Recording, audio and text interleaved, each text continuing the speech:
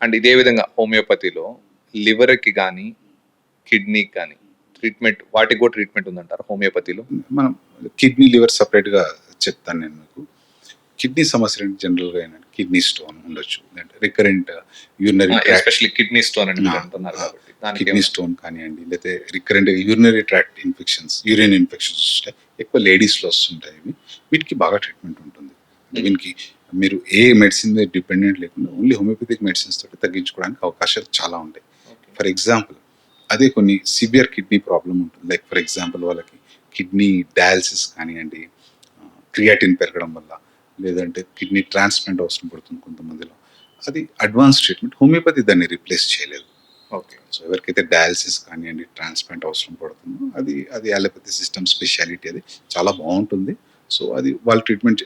దాంతోపాటు సప్లిమెంటరీగా మీకు quality of life better చేసుకోవడానికి హోమియోపతి వాడచ్చు. But primary conditions like stones only homeopathy. కిడ్నీలో స్టోన్స్ వచ్చాయంటే హోమియోపతి వాడితే తగ్గుతుంది. అది సైజ్ మీద ఉంటుంది. ఫర్ ఎగ్జాంపుల్ మీకు 8 mmలో అలా స్టోన్ ఉందనుకోండి, హోమియోపతి తోటి తగ్గిపోతుంది. ఆపరేషన్ అవసరం